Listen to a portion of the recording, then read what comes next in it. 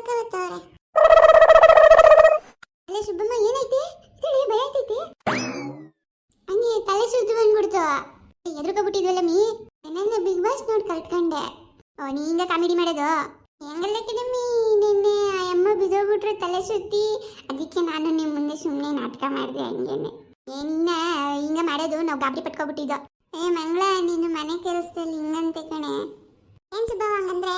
ನಾನು ನಿಂಗೆ ತೋರಿಸ್ತಿದ್ದೀನಿ ಅಂದ್ರೆ ಪರವಾಗಿಲ್ಲ ಅಂತ.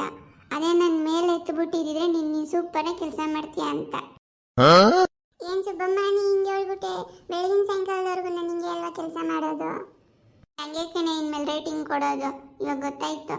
ಮಧ್ಯ ಕೈ ತೋರಿಸಿದ್ರೆ ಪರವಾಗಿಲ್ಲ ಅಂತ, ಕೈ ಮೇಲ್ ಮಾಡಿ ತೋರಿಸಿದ್ರೆ ಸೂಪರಾಗಿ ಕೆಲಸ ಮಾಡ್ತೀಯ ಅಂತ ಅಲ್ವಾ ಮಂಗಳವ?